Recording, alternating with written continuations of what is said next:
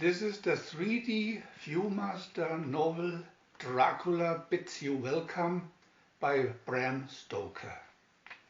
It is good we live life not knowing what will come next. If I had known in my 12th year I would meet the most terrible monsters, surely I would have died of fear. Imagine a monster whose power overnight is endless, who has the strength of 20 men, whose bloody fangs drain human blood to keep his evil life, whose only fear is cross, stake and light of day, who hypnotizes people, changes them into monsters like himself, lives in castles and tombs, horrid and terrible. Count Dracula, the vampire. Many years have passed since father and I rode to the Wiener Inn. The other passengers in the coach stared at us. I thought perhaps it was our strange clothing, for we were Englishmen traveling in Romania. But I recall the staring began when father told our destination. We are going to visit Count Dracula, he said plainly. One of the passengers crossed herself, saying, "Or dog, another pokhol." Oh, had we known. Ride a coach of terrors in real A. Picture 1. When we arrived at the inn, a passenger from the coach led us to a table. "Be seated, my friends." He extended his hand to my father. Van Helsing is my name, Dr. Van Helsing. I am the village physician. Jonathan Harker here. This is my son Will. Mr. Harker, I must warn you. Van Helsing stopped. His eyes had been caught by a mysterious hooded figure standing at the door of the inn. The stranger's eyes glowed hypnotic red. Picture 2. Our coach was ready. We boarded as evening came. At the last moment, Van Helsing rushed to the carriage. "Here, Mr. Harker, take this silver cross. It will protect you." The coach sprang forward. Father held the cross. From above came the red-eyed glare of the hooded driver. No other passengers.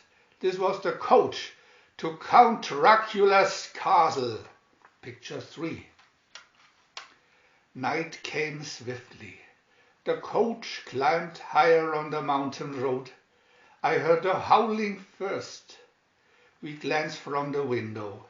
Across snowfields, wolves raced beside us, at times leaping toward the coach. Picture 4. We rode for what seemed like hours, stopped, heard the driver leap to the ground. There before us was a mysterious ceremony. Wolves encircled the driver as if to pay him worship. He clawed the frozen mound at his feet, dug gold coin from the dirt. Then, standing erect, the driver outstretched his crooked fingers, letting some gold fall back to earth. The wolves howled their approval. Father embraced me. Picture 5. Soon the coach was moving again. Suddenly a turn and there, below the white moon, was a huge castle. I dared one more look at our gruesome driver. He was gone. Nothing guided the horses but the savage instinct within them. What demon's journey is this? Father asked aloud, but really to himself. Picture 6. Planks tipped and rattled as we crossed the drawbridge. The coach drew to a halt. Once outside the carriage, we ascended a long stairway to the castle's keep. A towering man in black, eyes glowing coals, appeared from the shadows. Mr. and young Master Harker. The tall form rasped. I am Count Dracula, I bid you welcome. Supper awaits. Picture 7. Instantly we were in the castle's dining hall. Will you eat nothing, Count? Father asked. Dracula gazed at the empty place before him. No, thank you, Mr. Harker. I have dined already. It was then I saw the Count's tooth-red lips, huge pointed teeth.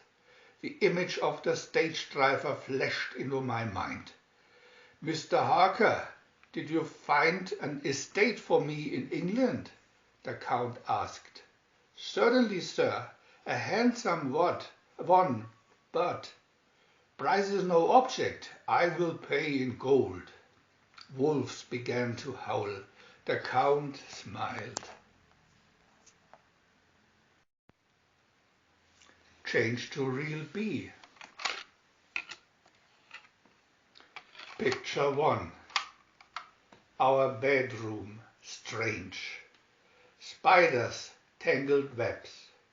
Rats scurried from the lamplight. No paintings or mirrors. Dracula wished us to sleep. He spoke to Father by the open balcony. I unpacked Father's shaving mirror, looked into the glass.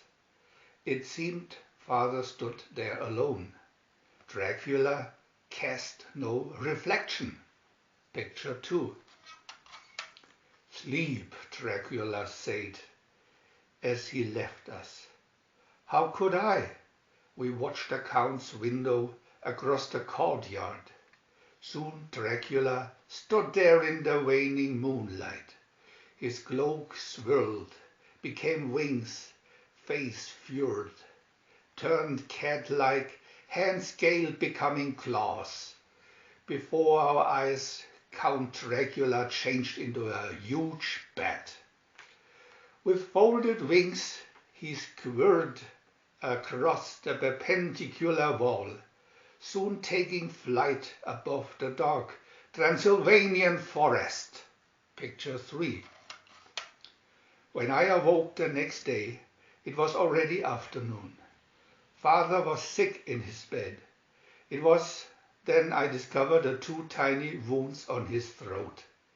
As if guided by some unseen hand, I placed a cross round Father's neck. Then I began to search for Dracula. Picture 4. I descended a stairway into a dark crypt. There, in a coffin, lay Count Dracula. Sunset faded from the room's only window. Suddenly, as if coming alive from death, Dracula awoke. A bundle in the coffin stirred by the Count's side. Horrified, I raced up the stairs.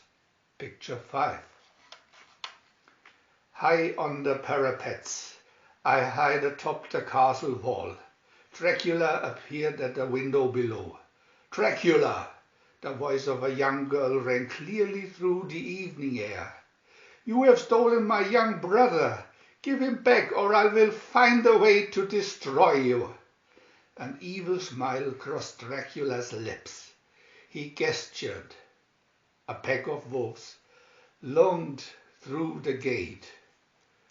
Dracula turned in an instant and was gone.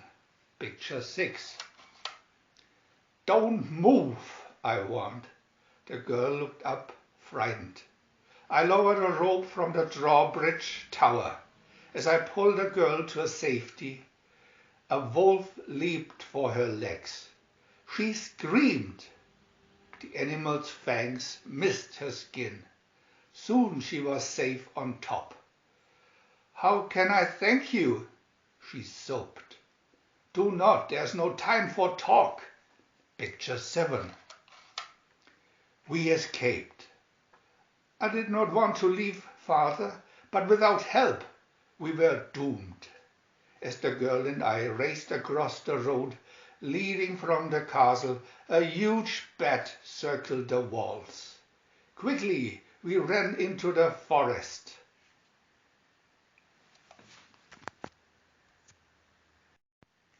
Battle Dracula in real sea. Picture 1. We ran. Suddenly, the girl directed me toward a small cottage in the forest. Wait, what is your name and where are you taking us? I am Anna Borgo, and this is the house of Dr. Van Helsing, the village physician. My heart leaped for joy. Once inside, we told the doctor everything. It is as I feared, Van Helsing said, placing an ancient book before us. Count Dracula is a vampire.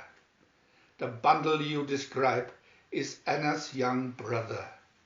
Dracula is saving him for a future feast. Vampires live by sucking human blood through their fangs. Will your father was attacked last night. The marks on his throat were from Dracula's fangs. The cross you put on his neck should protect him.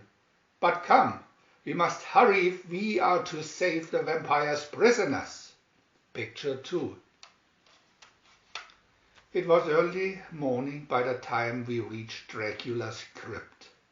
The Count lay in his coffin, barely breathing. There, Van Helsing whispered as the small bundle in the coffin stirred. I held a torch high. Anna tiptoed toward the coffin. She placed her hands on her little brother. I've got him, Anna whispered. The boy whimpered softly as she carried him off. Dracula's eyes opened. He sat up in the coffin. So, Will Harker, you come to your own doom, Dracula's voice thundered. Picture 3. Holding her brother, Anna hurried up the stairway. Dracula lunged for me. I stumbled and fell. The torch tumbled from my hand, and in an instant the vampire was at my throat. Picture 4. A silver cross. Somehow the strong arm of Van Helsing brought it close to Dracula's horrible face. The cruel beast broke away, circled us, growls of rage pouring from his glistening mouth. Picture 5.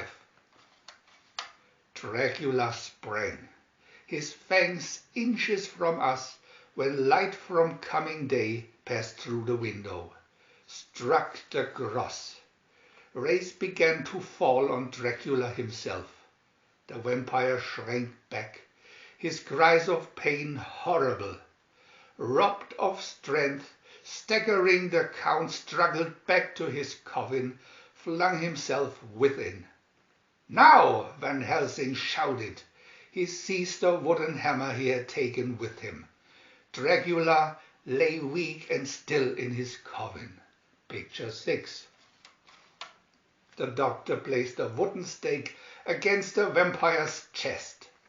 Dracula fought to remove it.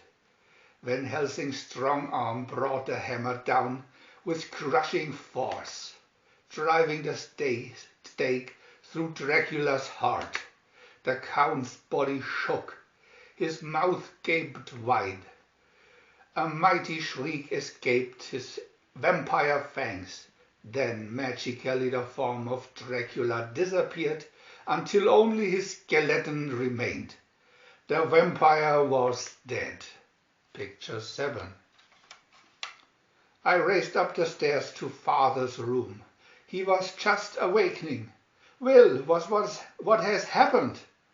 Dracula has been destroyed, Father, I shouted. We are free to go. We gathered Dracula's gold, pledging it to Anna for her and her little brother. The young boy awoke from his hypnotic sleep in Anna's arms. He was unharmed. We all left the castle together. It was a beautiful spring day. The curse has passed. said Van Helsing. Then he looked at us hauntingly. A look I will never forget. Pray the monster may never come again. He paused, for who can truly know the evil ways of Dracula the vampire?